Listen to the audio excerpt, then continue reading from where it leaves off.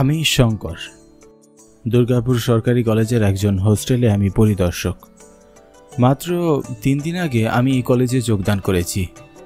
চাকরির শুরুতে এমন অজপাড়া গায়ে আমি বদলি হওয়ায় আমি কিছুটা বিচলিত হয়ে পড়েছিলাম, কেননা আমি শহরে বেড়ে উঠেছি। এর আগে আমি কখনো গ্রাম দেখিনি। গ্রামের পরিবেশে নিজেকে মানিয়ে নিতে পারবো কিনা তা নিয়ে বেশ চিন্তিত ছিলাম। কিন্তু এখানে এসে এই 3 দিনে আমি এই গায়ের প্রেমে পড়ে গিয়েছি। শহরের কোলাহলমুক্ত এক নিরিবিলি পরিবেশে আমি যেন হারিয়ে গিয়েছি। এই গ্রামের মানুষের সহজ সরল জীবনযাপন আর গ্রামের মনোমুগ্ধকর পরিবেশ আমার মনে প্রশান্তি এনে দিয়েছে। গ্রাম ঠিক কতটা সুন্দর হয় তা নিজের চোখে এই গ্রামকে না দেখলে কেউ কখনো কল্পনাও করতে পারবে না। এই গ্রামকে স্বর্গের এক অংশ বললেও খুব একটা ভুল হবে না।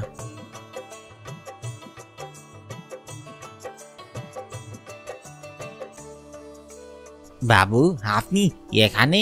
আর আমি আপনাকে পুরো হোস্টেলে খুঁজে খুঁজে হয়রান হয়ে গিয়েছি। রুমের ভিতরে একা একা ভালো লাগছিল না রঘু দাদা, তাই রাতের আকাশের সৌন্দর্য দেখতে ছাদে এসেছি।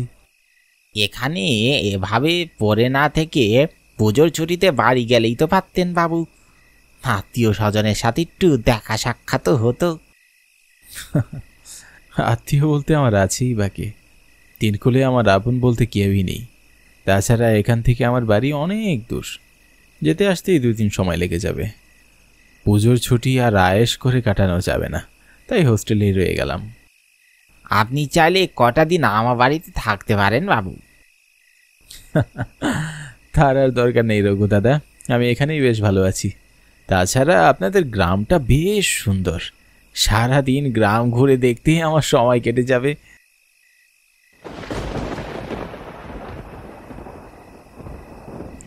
আকাশে বিজলি চমকাচ্ছে, মনে হচ্ছে এক্ষুনি বৃষ্টি নামবে।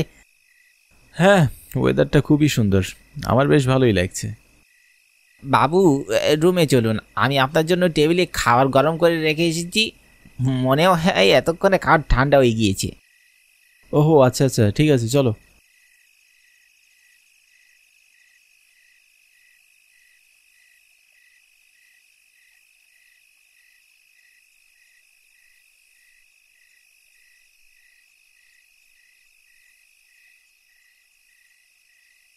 বাবু, রাতের বেলা আপনি রুম থেকে বাইরে বের হবেননি। আপনার কিছু লাগলে আমায় ফোন করবেন, আমি এনে দেব। আচ্ছা, ঠিক আছে।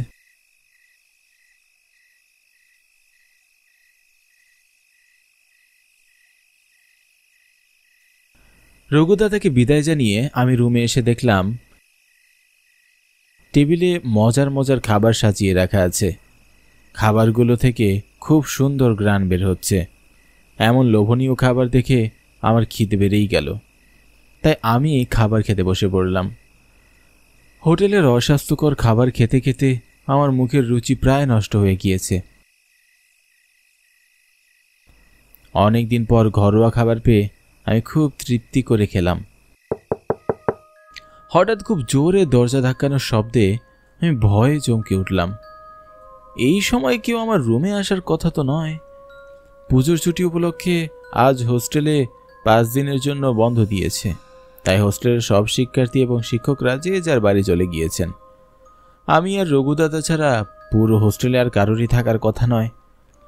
অনবরত খুব অস্থির হয়ে দরজা নক করছে, মনে হচ্ছে কেউ বিপদে পড়েছে। আমি তাড়াহুড়ো করে দরজার কাছে গিয়ে দরজা খুললাম। দেখলাম অপরূপ সুন্দরী একটা মেয়ে লাল টুকটুকে পোশাক পরে দাঁড়িয়ে আছে। মেয়েটার চোখে মুখে অস্থিরতা আর ভয়ের ছাপ ফুটে উঠেছে। কে আপনি? এত রাতে এখানে কেমন করে এলেন? খুব অস্থির লাগছে, আমাকে 1 গ্লাস পানি দিন। ঠিক আছে, ভিতরে আসুন।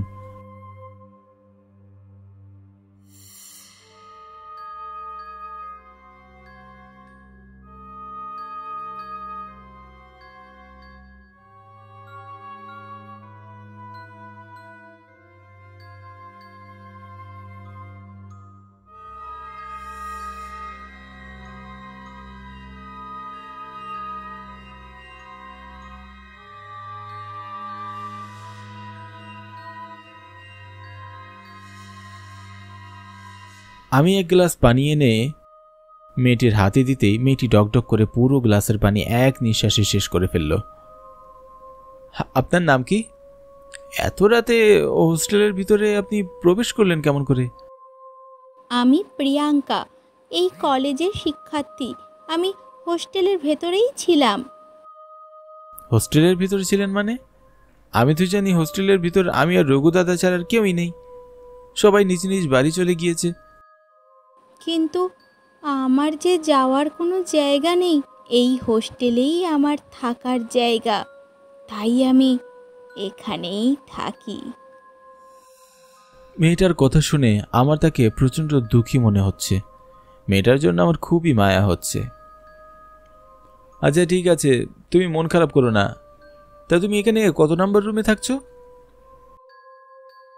208 নম্বর রুমে। ঠিক আছে, তুমি তোমার রুমে যাও, আর যদি তোমার কোনো কিছুর প্রয়োজন হয় তবে আমাকে অবশ্যই জানাবে।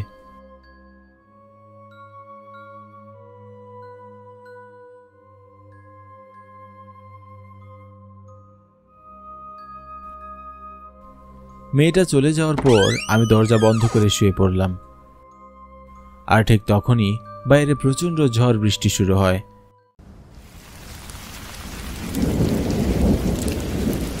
আকাশে বিজলি চমকাচ্ছে, সেই সাথে মেঘের গর্জনও শোনা যাচ্ছে। হঠাৎ বিদ্যুৎও চলে যায়, পুরো রুম অন্ধকারে ঢাকা পড়ে যায়। আমি বিছানা থেকে উঠে টর্চ লাইট জ্বালিয়ে বসলাম। এই ঝড় বাদলের রাতে মেয়েটি 208 নম্বর রুমে একা একা নিশ্চয়ই খুব ভয় পাচ্ছে। যাই, একবার মেয়েটিকে একটু দেখে আসি।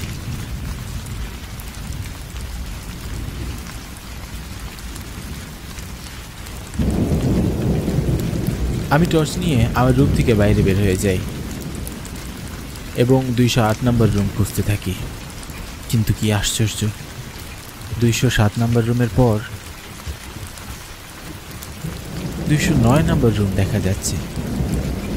পুরো হোস্টেল তন্ন করে খুঁজেও 208 নম্বর রুম আমি কোথাও দেখতে পেলাম না। ব্যাপারটা আমার কাছে খুবই রহস্যজনক মনে হলো। সকালে রঘু দাদার থেকে ব্যাপারটা জেনে নিতে হবে, এই ভেবে আমি আমার রুমে ফিরে যাচ্ছিলাম। আর ঠিক তখনই হোস্টেলের একেবারে শেষ প্রান্তের কক্ষে আমার চোখ পড়ল। একটু এগিয়ে গিয়ে দেখলাম খুব অস্পষ্টভাবে 208 নাম্বার রুম লেখা আছে।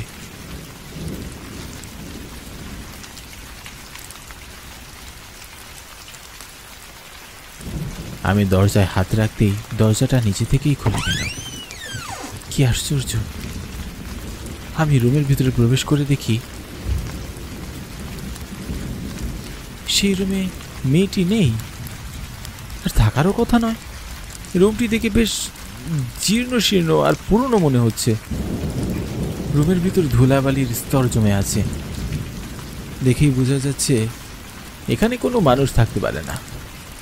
এটা একটা পরিত্যক্ত রুম। জানি না মেয়েটি আমাকে মিথ্যে কেন বলল।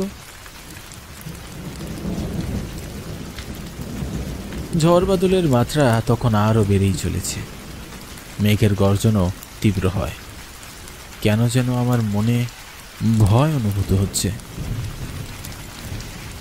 অজানা কারণে ভয়ে বুক কেঁপে কেঁপে উঠছে।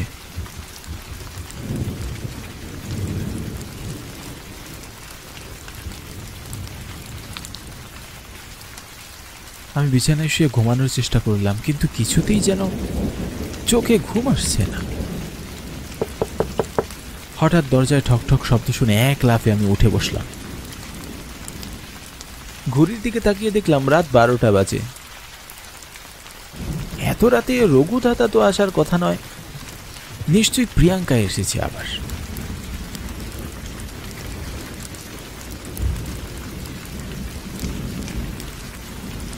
আমি তাড়াহুড়ো করে দরজাটা খুললাম। কি আশ্চর্য, দরজা খুলে আমি কাউকে দেখতে পেলাম না। বিরক্ত হয়ে দরজাটা বন্ধ করে বিছানায় এসে বসলাম। আর ঠিক তখনই আবারও ঠকঠক শব্দ শুনে আমি চমকে উঠলাম। আমার প্রচণ্ড ভয় লাগছে। দরজাটা খোলার সাহস পাচ্ছি না। সময়ের সাথে সাথে দরজায় নক করার গতি আরও বাড়ছে।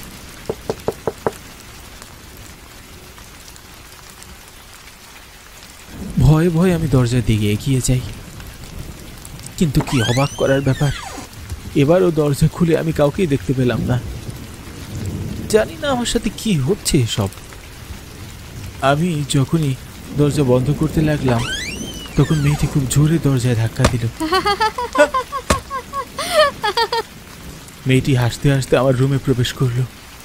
একটা মেয়ের গায়ে যে এতটা শক্তি থাকে তা আমার জানা ছিল না। তুমি আমাকে মিথ্যা কথা বললে কেন প্রিয়াঙ্কা? 208 নম্বরের মধ্যে কেউ থাকে না? কেউ থাকে না বলেই তো আমি এখানে থাকতে পারছি। আমি কোনো মিথ্যা বলিনি। কিন্তু ওটা তো একটা পরিত্যক্ত রুম। পরিত্যক্ত না হলে কি আর আমি ওখানে থাকতে পারতাম?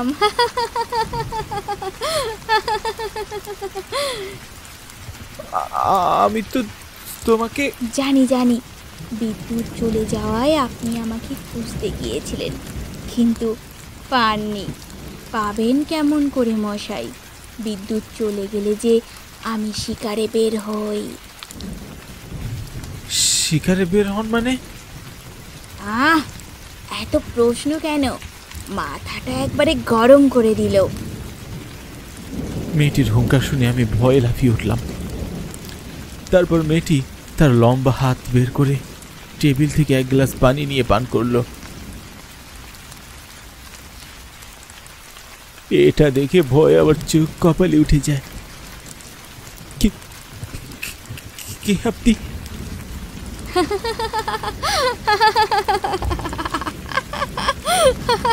মেয়েটি খুব ভয়ঙ্কর ভাবে হাসতে লাগলো।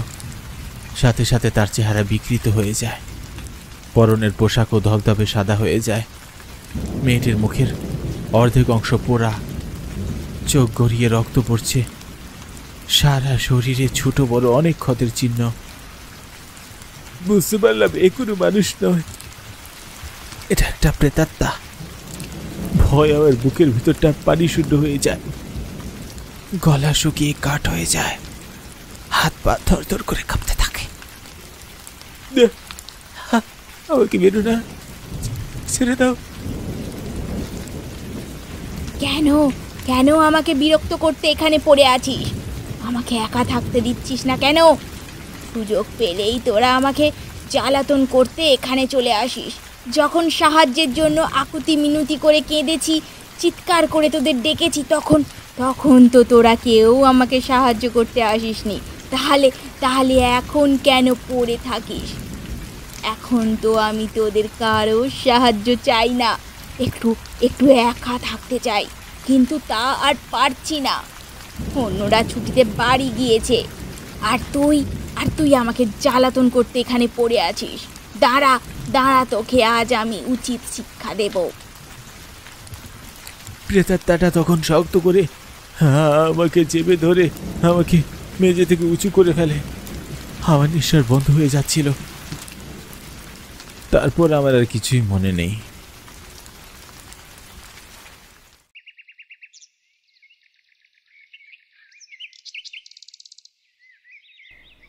পরের দিন ভোরবেলা জ্ঞান ফিরে আসার পর দেখলাম আমি বিছানায় শুয়ে আছি। আমার পাশে রঘু দাদা বসে আছে। আমি এক লাফে বিছানায় উঠে বসলাম। রঘু দাদা, আমার সাথে কি যে হয়ে গেল? এখন থেকে অনেক বছর আগে যখন আমি চাকরিতে নতুন যোগদান করি, তখন পুজোর ছুটিতে হোস্টেলের সব শিক্ষার্থীরা নিজের বাড়িতে চলে যায়। কিন্তু তখন এই হোস্টেলে একটা এতিম মেয়ে থাকতো। আত্মীয় বলতে পৃথিবীতে তা কেউ ছিল না। যেহেতু মেয়েটির যাওয়ার কোনো জায়গা নেই, তাই সে হোস্টেলে থেকে যায়। কোনো একদিন ঝড় বাদলের রাতে ইলেকট্রিক শক হয়ে মেয়েটির রুমে আগুন লেগে যায়।